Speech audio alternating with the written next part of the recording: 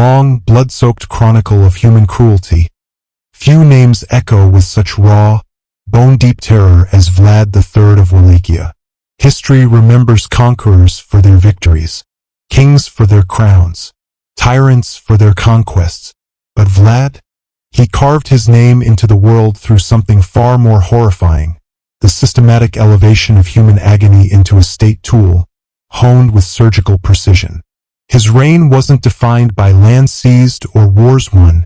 It was measured in screams, echoing across forests, rising from fields of impaled bodies that rotted beneath the sun. This was not brutality for the sake of power. This was power built upon brutality, weaponized with such artistry that even his enemies struggled to comprehend it. He ruled at a time when Europe was already ablaze with conflict. The mighty Ottoman Empire pressed hard into Christian lands, devouring territory and demanding submission. Nations crumbled. Princes bent the knee. But Vlad, he didn't cower. He met empire with terror, sword with stake, soldier with spectacle. And yet, even in an age already drenched in violence, his methods stood apart. Because Vlad didn't just punish his enemies. He turned punishment into theater, justice into psychological warfare, and death into a display designed to haunt generations. What kind of man does that? Was he mad? A cold strategist? A messianic nationalist? Or something worse? A rational man who simply saw cruelty as the most efficient path to power? His legacy lies buried beneath propaganda, myth, and centuries of conflicting stories. Some saw him as a protector, the iron fist that shielded Wallachia from invasion. Others saw a monster, the devil incarnate who reigned through fear, ruled through spectacle, and reshaped the very meaning of torture. What's certain is this: the real Vlad Dracula was far more terrifying than the vampire he inspired. This is not just the story of a cruel ruler.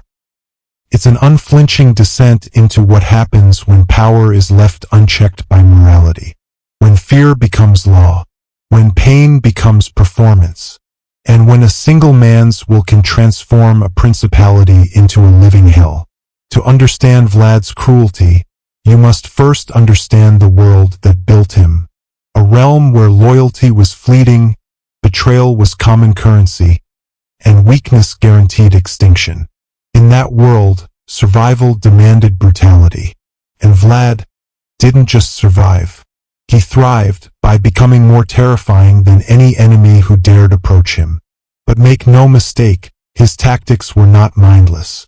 Every act of savagery was precise, calculated, orchestrated. The purpose wasn't just punishment, it was message. To rebels, disobey, and you'll become an exhibit. To foreign powers, invade, and you'll march through forests of the dying. To his own people, worship me or watch your children scream from the stake. The journey ahead is not for the faint of heart.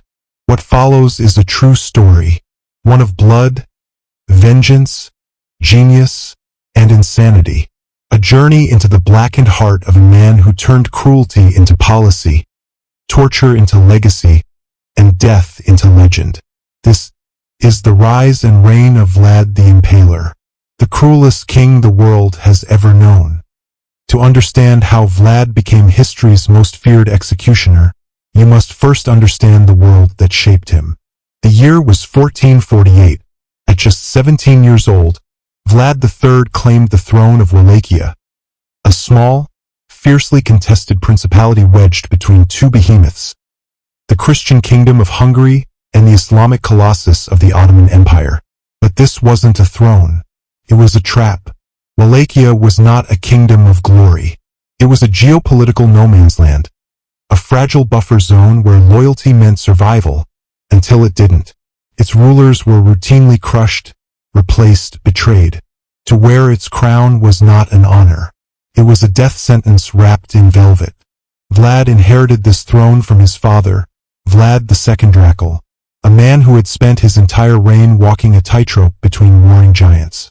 He had pledged loyalty to the Ottomans to preserve Wallachia's independence, a loyalty they demanded be proven with hostages.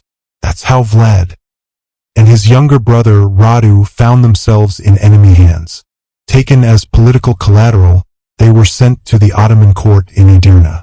It was here that Vlad's real education began, not in books, but in brutality. The Ottomans ruled not through diplomacy or law, but through fear. Rebellion was answered not with trials, but with spectacle. Heads displayed on gates, bodies hung from towers, blood flowing in the streets like a warning written in red ink. As a teenage hostage, Vlad watched these rituals not as a bystander, but as a student. He saw how public executions crushed dissent. He understood that terror was governance and mercy was suicide. But it wasn't just the Ottomans who shaped him. Back home, his family was being annihilated. His father, betrayed by Wallachian nobles who resented his Ottoman ties, was assassinated. His elder brother Mircea, the rightful heir, was captured by Hungarian forces. They tortured him, gouged out his eyes, and buried him alive. And Vlad, still held hostage, forced to swallow the news of his family's destruction, powerless to act. By the time he was released, something inside him had changed. He had stared long enough into the abyss, and now the abyss stared through him. Vlad didn't return home seeking justice. He came back to reclaim everything that had been stolen through rage, not reason. Wallachia was a broken land, torn by civil war, crawling with corrupt nobles, threatened on all sides. Most rulers would have sought compromise, alliances, peace, but Vlad had learned a different lesson. Peace was fragile. Deals could be betrayed, but fear endured. He didn't just want to rule. He wanted to control every breath taken in his kingdom. And he would begin by targeting the very class that had destroyed his bloodline, the Wallachian boyars. To them, the throne was a game piece. To Vlad, it was sacred. And anyone who treated it like a toy would soon decorate a stake in his growing forest of corpses. This was no longer the boy held captive by foreign kings.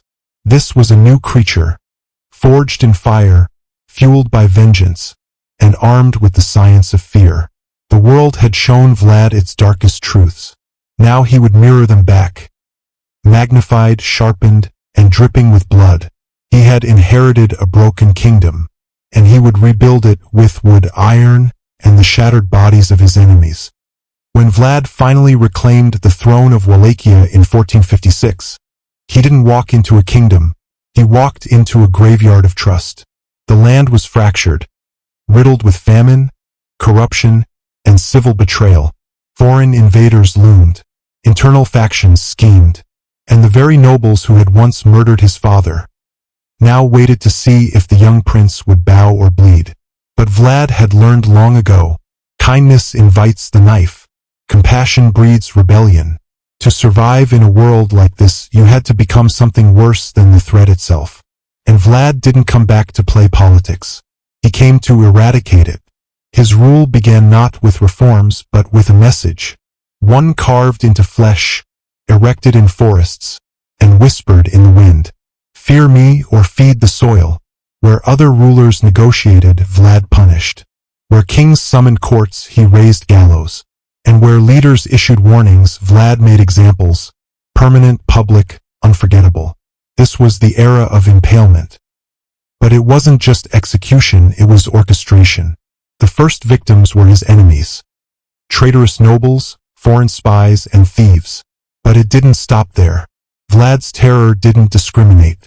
A corrupt merchant, a thieving tax collector, all could find themselves hoisted onto wooden stakes. Their bodies angled for maximum suffering, their deaths stretched out over hours, sometimes days. And it wasn't done in secret. Vlad wanted you to see it. He wanted the groans to echo across valleys. He wanted travelers to vomit at the scent of the dead.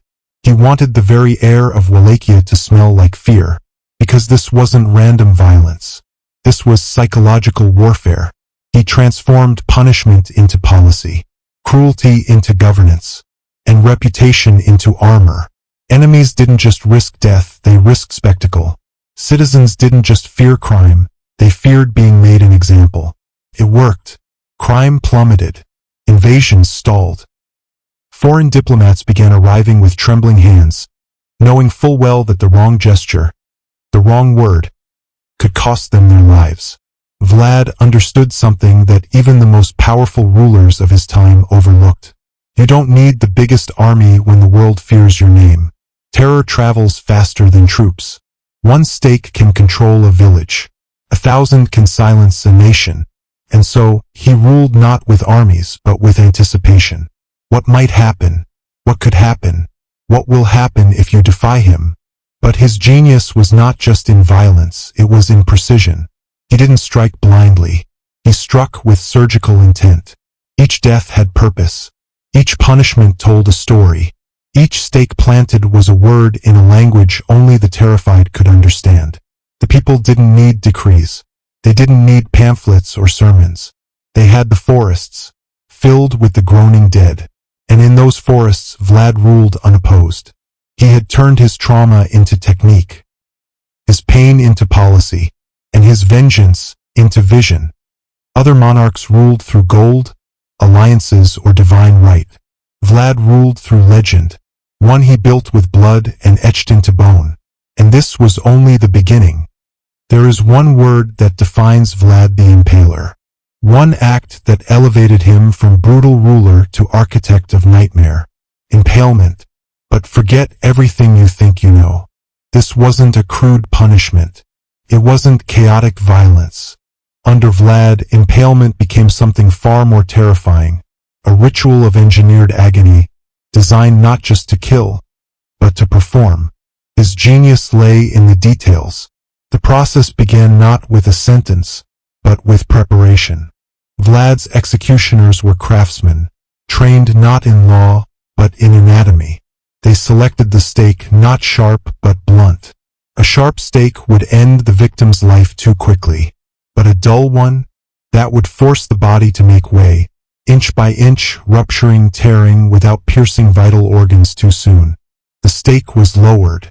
The victim was stripped, bound, and forced upon the wooden spear, usually through the rectum or vagina depending on gender. The goal was not penetration for shock. It was precision. The stake guided expertly through muscle, avoiding the heart and lungs. Then it was raised. The body slid down slowly, pulled by its own weight. Sometimes the stake would exit through the mouth. Other times through the shoulder, the chest, or even the back. And the victim? They didn't die quickly. They remained alive, fully conscious, for hours, sometimes for days, screaming, begging, bleeding. Witnesses described the sound as inhuman, a mix of wailing and choking, punctuated by spasms as nerves were severed one by one. But this was only the beginning, because to Vlad, death wasn't enough. Death was the delivery system. The true weapon was the message. Victims weren't impaled in secret. They were displayed by the hundreds, sometimes thousands, arranged in patterns like a grotesque garden. Geometric formations, spirals, rows, circles. They weren't just decorations. They were warnings. Travelers approaching Wallachian borders would see them from miles away. Forests of men, women, and children, suspended in agony, bloated, twitching, moaning. Some were already dead. Others still breathed, their eyes darting, tracking the living like ghosts stuck between worlds. The smell came first, a sickly mix of rot and excrement. Then the sight, grotesque silhouettes against the treeline. And finally the sound, the wind carrying faint, cracking whimpers from the dying. For those who witnessed it, the memory never left. Merchants from the West returned home vomiting and broken. Ambassadors wept into their sleeves. Even Ottoman soldiers, veterans of war and torture, turned pale, whispering that Vlad had outdone the devil himself. And he had, because Vlad didn't use impalement to punish crime. He used it to control reality. It wasn't justice. It was propaganda in flesh and blood. Each stake whispered, "This is what happens when you defy me. This is what loyalty buys you if you hesitate." This is your future if you forget who rules here. And what's more terrifying, it worked. Entire towns submitted without a fight. Rebellions died before they could form.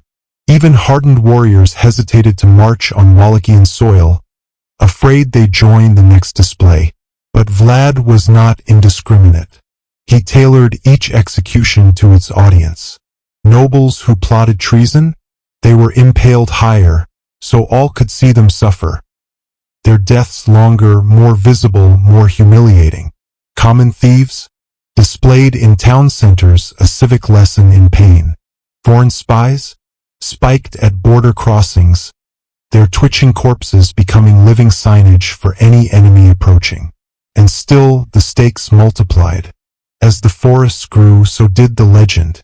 Whispers spread like plague, that Vlad dined among the dying, that he toasted beneath the screams, that he smiled when a body hit the ground with a wet, final thud.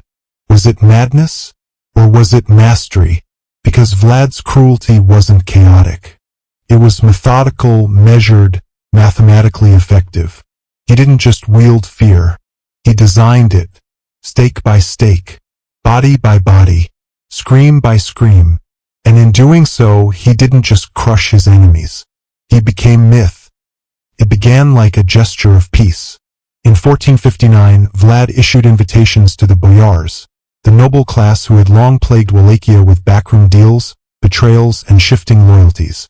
These were the same families who had conspired in the death of his father, who had turned the throne into a revolving door of violence and deceit. But now a new ruler sat upon it, and he spoke of reconciliation. The occasion was Easter Sunday, a sacred day, the perfect stage for unity, or so it seemed. The nobles arrived in Targovist in their finest robes. Jewels gleamed, children played, wine flowed.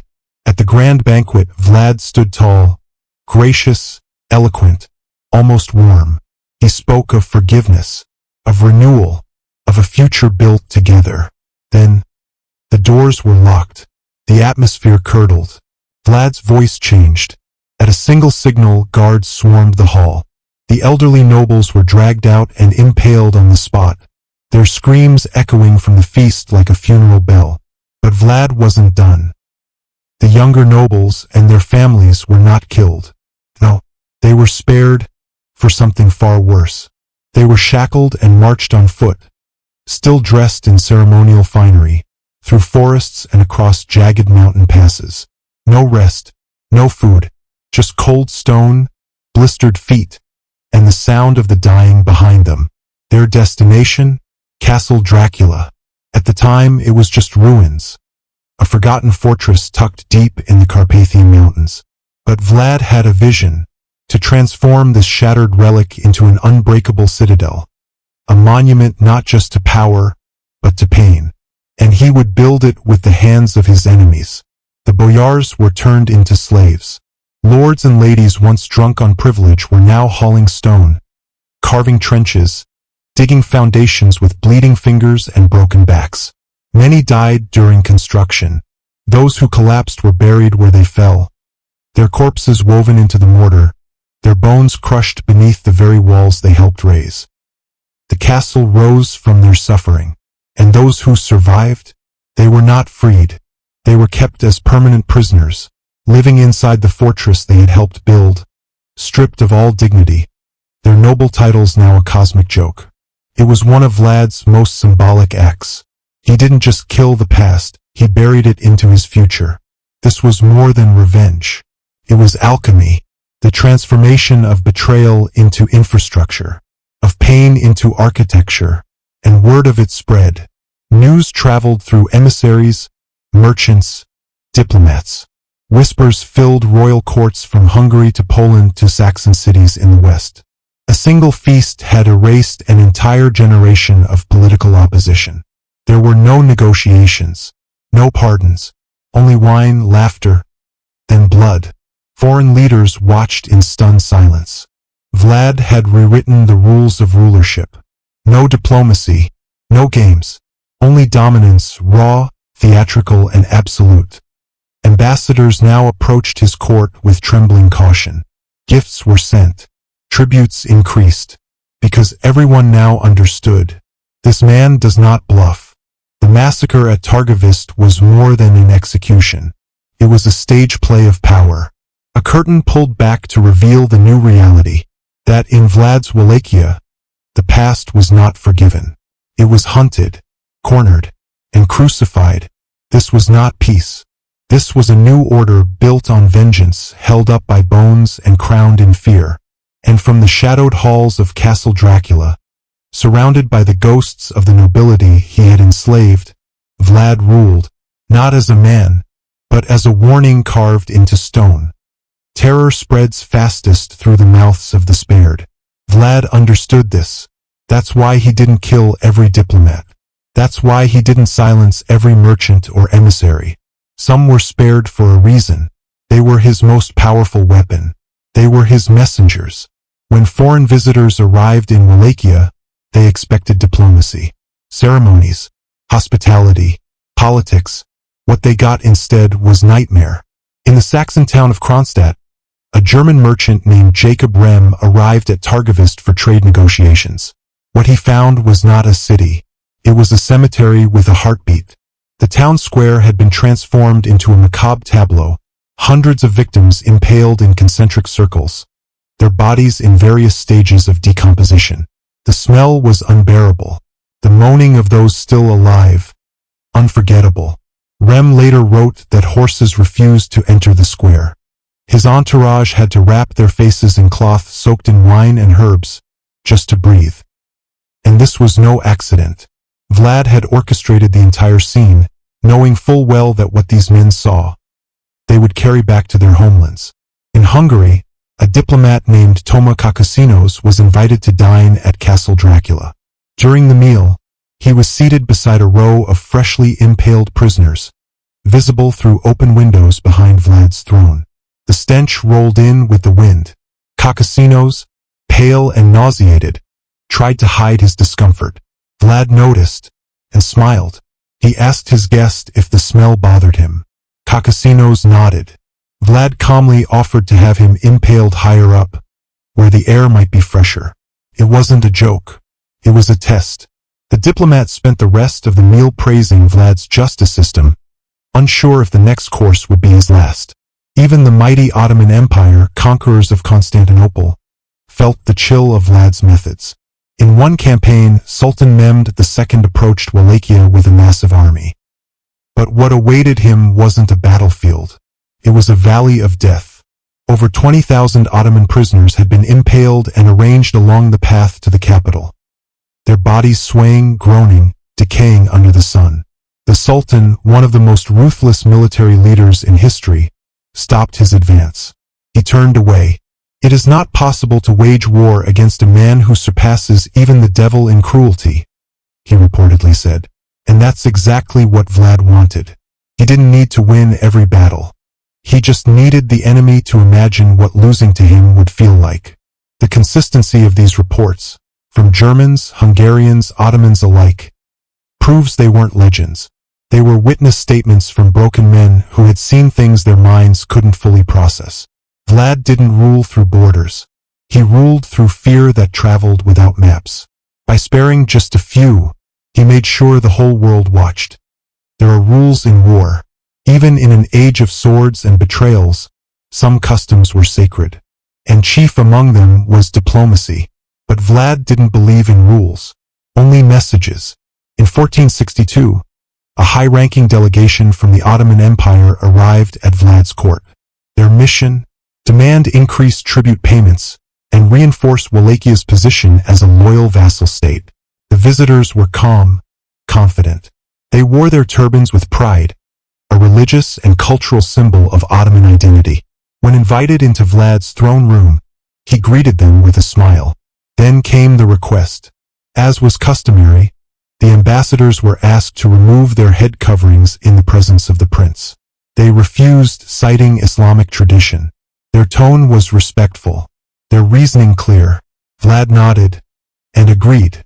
If their turbans were so important to them, he said, then he would ensure they never had to remove them again. The diplomats relaxed, believing he had shown rare tolerance. But they were wrong. At Vlad's command, iron spikes were brought forth. The guards forced each man to the ground, and with cold precision, they nailed the turbans to their skulls, driving the metal through fabric, skin, and bone. Screams filled the hall. Blood soaked the marble floor. The turbans, now fused with flesh, became symbols not of honor, but execution orders. The men were then impaled, still wearing the turbans they had died to protect. Their bodies weren't buried. They were displayed along the main road to Ottoman territory, a grotesque parade of diplomatic corpses. No words, no letters, just a clear, unmistakable message. In Vlad's land, your customs won't protect you, your titles won't save you, and your God can't hear you. It was an unthinkable breach of international conduct. To murder ambassadors was to declare war on civilization itself. But Vlad didn't care. He wanted the Ottomans to react. He wanted to provoke, to escalate, to pull them into a war where his true weapon wasn't numbers, but terror. This was no longer politics. It was theater, and the world was his audience. By the summer of 1462, war had become inevitable. The turban incident had shattered any remaining diplomatic illusions. The Ottoman Empire, humiliated and enraged, responded with fury. Sultan Mehmed II, the man who had conquered Constantinople, assembled an army of over 150,000. Seasoned generals, elite janissaries, war elephants, siege engineers, an unstoppable force. Their mission? Destroy Vlad Dracula. But Vlad didn't run. He didn't plead. He didn't prepare for a conventional defense. Instead, he prepared a masterpiece of terror. As the Ottomans crossed into Wallachia, they expected resistance. What they encountered was a nightmare stitched into the land itself. The villages were empty but not silent.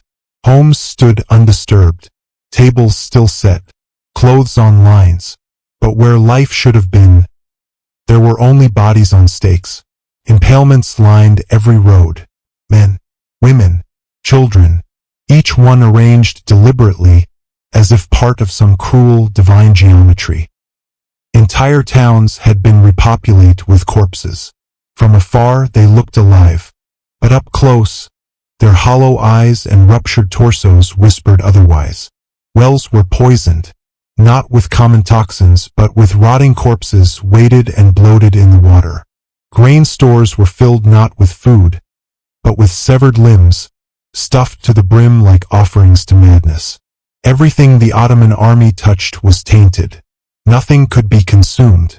No water, no meat. Even the animals had been slaughtered, dismembered, left in pieces like warnings scrawled in flesh. And then came the sounds.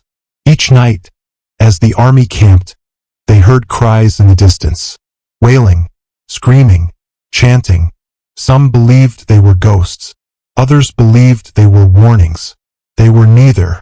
They were Vlad's victims, carefully positioned near Ottoman routes, still clinging to life, their agony echoing through the valleys.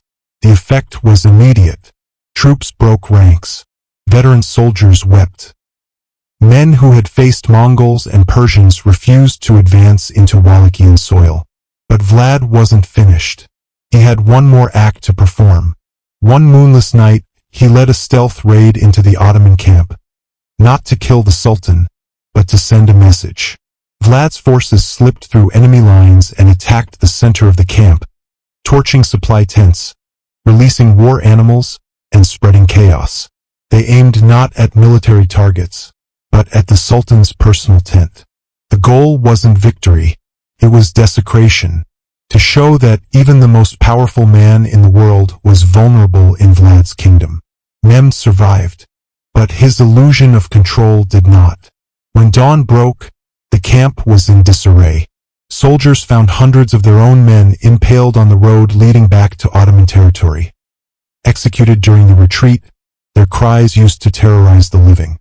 The campaign faltered. Supply lines collapsed. Troop morale imploded. Recruitment dried up. And Vlad, though vastly outnumbered, had won without a single decisive battle. because he understood something no general had before. The human mind was a battlefield, and he had conquered it. The Ottomans retreated not out of weakness but out of psychological collapse. And across Europe, Vlad's legend spread like wildfire, not just as a warrior, not just as a tyrant, but as something new, something monstrous, something unprecedented. A man who had turned terror into a weapon, who had made his land itself a living trap, who could not be outnumbered, outmatched, or outmaneuvered, because he had already broken his enemies before they arrived. This wasn't strategy. It was pure psychological warfare, taken to its absolute limit. And it worked. In the aftermath of his war with the Ottomans, Vlad Dracula stood at the height of his legend. But legends, no matter how terrifying, cannot escape reality forever. By 1462, the very system Vlad had built, the one that fed on fear, began to collapse under its own weight. He had eliminated his nobles. He had terrorized his enemies. But in doing so, he had also destroyed the very structure that supported his rule. The boyars were gone. The merchants were afraid to do business. The peasants lived in paralyzed silence. And his allies? Even they began to flinch at the blood on his hands. The Hungarian king, Matthias Corvinus, once Vlad's supporter, now saw him as a diplomatic liability. Too cruel, too uncontrollable, too dangerous. Foreign dignitaries returned home with horror stories. Western courts, once curious about the dragon prince who defied the Ottomans, now whispered of a madman who had forsaken every law of God and man. And so, they turned on him. Later that year, Vlad was captured by Hungarian forces. He was not executed, not because he was innocent, but because no one knew what to do with a man like him. He was too famous to kill, too feared to free, so they imprisoned him for 12 years, in cold stone silence. And yet, even locked away, his legend only grew. German printers began publishing tales of his atrocities, woodcut illustrations of impaled forests, boiling cauldrons, and torture chambers. Some stories were embellished. Many weren't. Vlad, the man, began to disappear, and in his place a myth was born. By the time he returned to power in 1476, something had changed. He was older, harsher, less effective. The world had adapted to his tactics. His name still carried fear, but no longer paralysis. That same year he died in battle, surrounded by enemies, abandoned by those he once ruled. No great monument, no final speech, just a corpse in the mud, the same as the thousands he had destroyed. But his story didn't end there, because Vlad's true legacy isn't carved into stone. It's carved into psychology. He was not just a monster. He was a mirror, a reflection of what happens when fear becomes law, when cruelty becomes governance, when a single man decides that the only path to peace is horror. To this day, historians argue, was Vlad mad? Was he a genius? Was he a hero defending Christian Europe from Islamic conquest? Or a sociopath with a crown and a bottomless thirst for control? The answer is yes. And no, and something worse, because what makes Vlad truly terrifying is not his brutality, but his effectiveness. He achieved what many rulers only dreamed of: total obedience, unchallenged control, a reputation so powerful it did the killing for him. He didn't need armies. He had stories, and the stories outlived him. They would inspire generations of fear. They would cross borders, centuries, and cultures. They would become folklore, then fiction, then horror, until finally, Vlad the Impaler became Dracula, a creature of eternal night, reborn in shadow. But the truth is far more terrifying than the vampire myth, because Vlad was not supernatural. He was human, a man with eyes, with hands, with logic, and that raises a deeper, darker question. If one man could do this, How many others could choose the same path? He forces us to look inward, to ask, what does it take to turn pain into policy? What happens when fear is more profitable than justice? And what kind of society allows cruelty to evolve into legend? Vlad the Impaler is gone, but his story remains, not as a warning we've heeded, but as a blueprint others have studied. Tyrants still use fear to control. Governments still sacrifice morality for power. And history still forgets the victims in favor of the monsters. That is Vlad's final cruelty.